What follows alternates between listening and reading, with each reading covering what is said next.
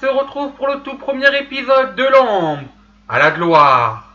Et dans le récit que je vous contais aujourd'hui, vous allez découvrir l'histoire très intéressante d'un jeune cornerback d'une vingtaine d'années. Son nom, Malcolm Butler. Donc pour l'histoire d'aujourd'hui, nous serons à Glendale dans l'Arizona. C'est la 49e édition du Super Bowl. Elle oppose alors les New England Patriots de Tom Brady aux Seattle Seahawks de Russell Wilson. Nous sommes alors à la fin du troisième quart-temps et les Seattle Seahawks mènent de 10 points face à leurs adversaires qui sont à la traîne défensivement. Mais surtout, les statistiques ne sont pas en faveur des New England Patriots, vu que jamais une équipe n'arrive à remonter d'un déficit de 10 points pour aller remporter un Super Bowl dans le dernier quart-temps. Bill Belichick, l'entraîneur des Pats, comprend alors qu'il faut faire un changement et vite. Il décide alors de sortir son cornerback titulaire Kyle Harrington, pourtant très prometteur durant toute la saison et surtout en demi-finale lorsqu'il arrivait à marquer T.Y. Hilton pendant quasiment tout le match. Mais là, malheureusement, ce n'était pas sa journée et donc il se retrouve mis sur le banc par Bill Belichick en faveur d'un jeune cornerback d'une vingtaine d'années, Malcolm Butler. Changement qui peut paraître très surprenant. En effet, Malcolm Butler avait été voulu par aucune équipe de NFL durant la draft.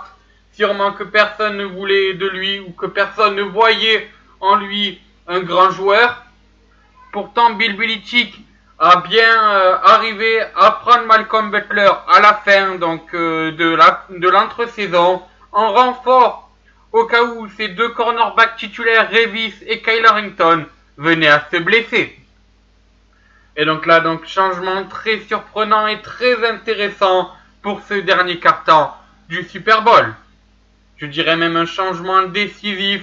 En effet, de par son entrée, Malcolm Butler a pesé très lourd dans cette deuxième et dernière partie du Super Bowl. Il va tout d'abord défendre 4 passes en direction de Jermaine Kearse, empêchant ainsi les Seattle Seahawks de gagner du terrain et d'agrandir l'écart qui était le leur face aux New England Patriots. Mais surtout la conséquence de cela, c'est que ses compagnons vont reprendre la possession à 2 reprises. 2 reprises, c'est ce qu'il va falloir à Tom Brady pour remonter ses 10 points d'écart dans un premier temps sur une passe en direction de Denny Amendola et dans un second temps sur une passe en direction de Julian Edelman.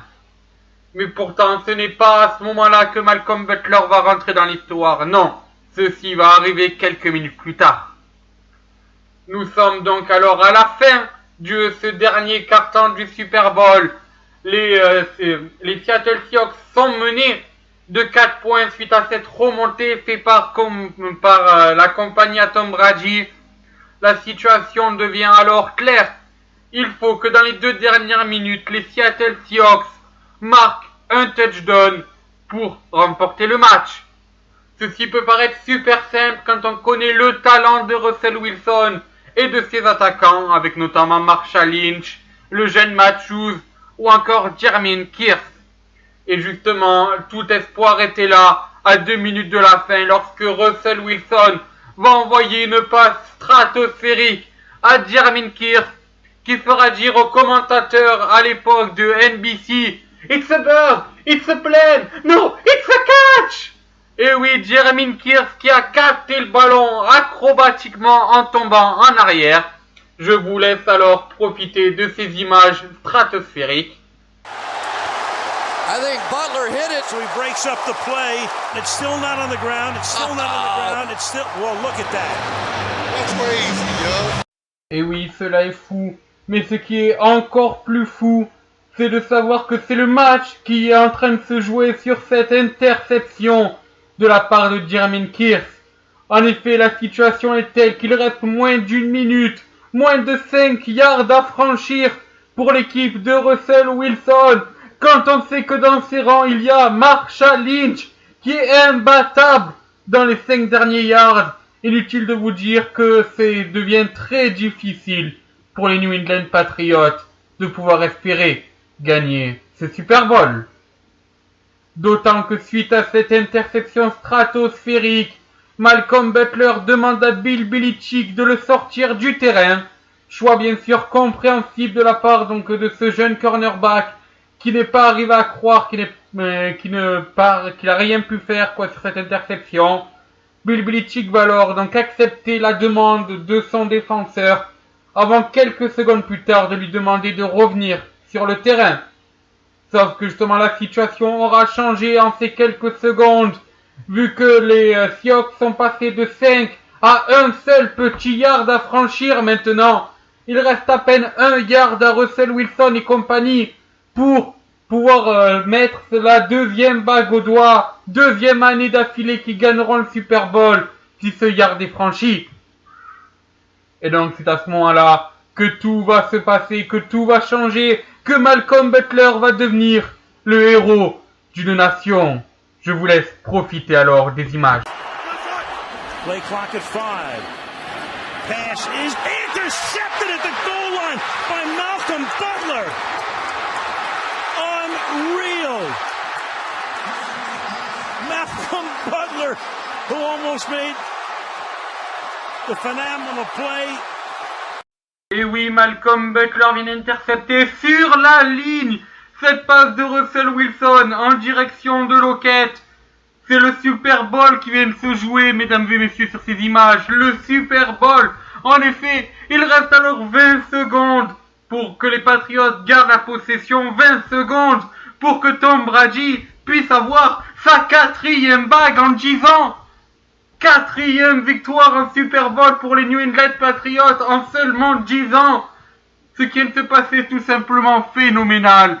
Mais surtout, c'est cette interception qui rend tout cela phénoménal. Car oui, ce jeune rookie qui avait été voulu par aucune autre équipe durant le draft vient d'intercepter la passe du match, la plus grande action de l'histoire de cette saison régulière. Je dirais même une des plus grandes actions de l'histoire du Super Bowl. Il vient d'intercepter.